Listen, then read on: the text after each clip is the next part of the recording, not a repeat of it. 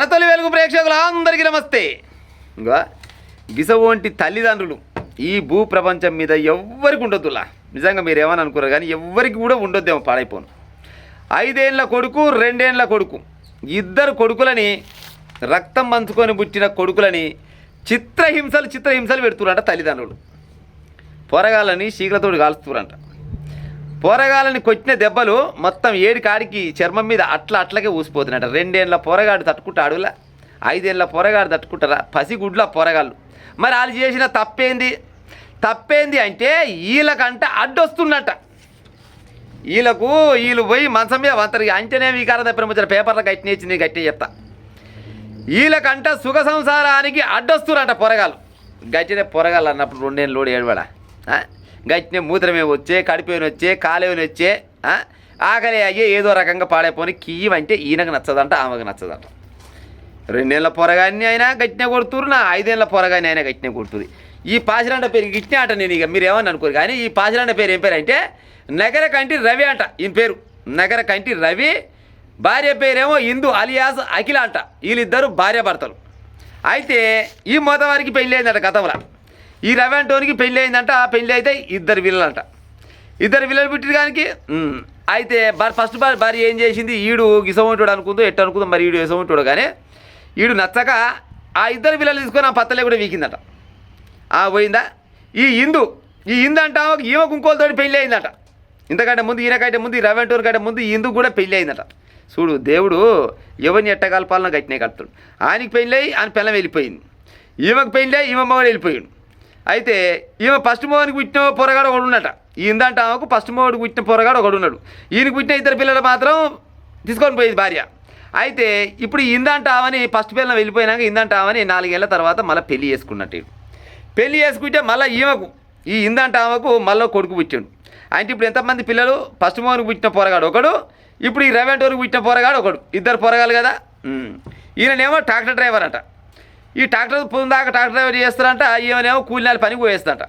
కూలినాల పనికి పోయించినాక ఎంత పానం వలిసినా కానీ వీళ్ళు మాత్రం ఆటకాడ ఏక నెంబర్ అట. పొద్దుకితే దర్వాజ దగ్గర పెట్టుకుంటే తలుపు తీయాలంట. పక్కింటోటి చచ్చినా బాగాలేదు కానీ వీళ్ళ పని వీళ్ళకేనట.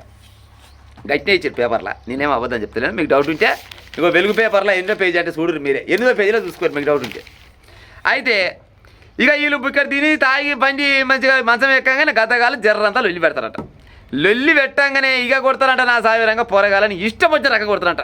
పిల్లబోని మొగోడు పిల్లబో 2 పొత్తలు కలిసి పొట్టు కొట్టి పొరగాలు మొత్తం అలిసి ఏడిచి గుక్క ఏమంటారు ఎక్కిలు బయట ఏడిచినాక మళ్ళా రెడీ అనగానే మళ్ళీ 2 కలిసి దర్వాజ దగ్గర పెట్టుకుంటారంట. ఇట్లా పోయి ఇక పొరగాలు ఎడన్నా పోయి పరిసావని తెల్లారు లేచి మళ్ళీ ఆ పొరగాలని ఒక 5 ఏళ్ళు బయలు పోడో పొరగాలు నిచ్చిపెట్టిరా అంటే మళ్ళీ పొదుగుకంగా మళ్ళీ వస్తారంటే గిదే పని రోజు గిట్టనే కొడతారంట పొరగాలని.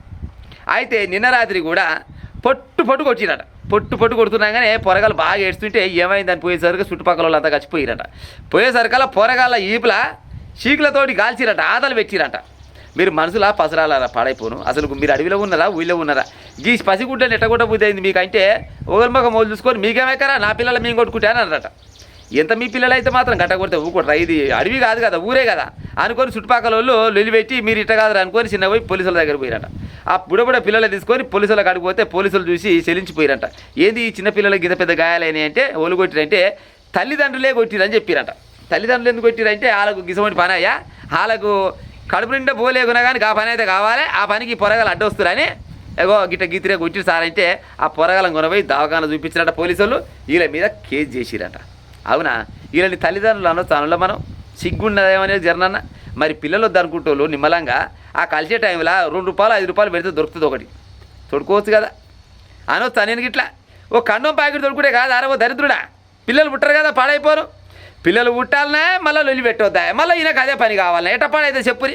2 ఏళ్ల పొరగానికి ఓడి చెప్తూ ఊకుంటాడు, 5 ఏళ్ల పొరగానికి ఓడి చెప్తూ ఊకుంటాడు. వాడేం కాళ్ళు వచ్చినాడా ఇల్లు కాళ్ళు రానోడా, ఆడు కాళ్ళు వచ్చినాడు అక్కడిక్కడ ఉడకబెట్టి ఇటు కాళ్ళు రానోడమే అన్నీ పడుకొని కేకే లొల్లి పెట్టబట్టి వీళ్ళు మాత్రం వేషం కట్టేటప్పుడు చిన్న లొల్లి చేస్తే మాత్రం తప్పు వచ్చిందట. గిట్ట ఈ పొరగాళ్ళు ఏడ్చకుంటే ఏం చేస్తారు ఇలా? ఇటువంటి వాళ్ళకి ఎలాంటి శిక్ష చేయాలి చెప్పురు? ఇక వీళ్ళని తల్లిదండ్రులు అనాలి. తల్లిదండ్రులు ఇచ్చిన పేపర్ కానీ తల్లిదండ్రులు కాదు, వీళ్ళు కామాందులు అనాలే లేకపోతే ఎవనోళ్ళు అనాలా ఏమనాలా మీరే చెప్పురి. గింత అధ్వానం పాడైతే అదురా నాకు అర్థం కాదు. కానీ ఒకవేళ మీకు గా బుద్ధి పుట్టినోళ్ళు అట్లా ఎప్పుడు ఇంట్లో ఏ సప్పుడు ఉండొద్దు, పిల్ల మొగలు మంచిగా బిగ్గర అనుకొని దగ్గర అనుకోవాలనుకుంటారు కొంతమంది ఉంటే పిల్లలకు అనవద్దు. ఏమవుతుందా పెద్ద సమస్య ఏముందా, పిల్లలకు అనుకుంటూ కూడా సరిపోయా. బతుకున్నన్ని రోజులు హాయిగా ఎంజాయ్ చేయొచ్చు. ఏమంటారు ప్రజలారు చెప్పురు మీరే ఇక.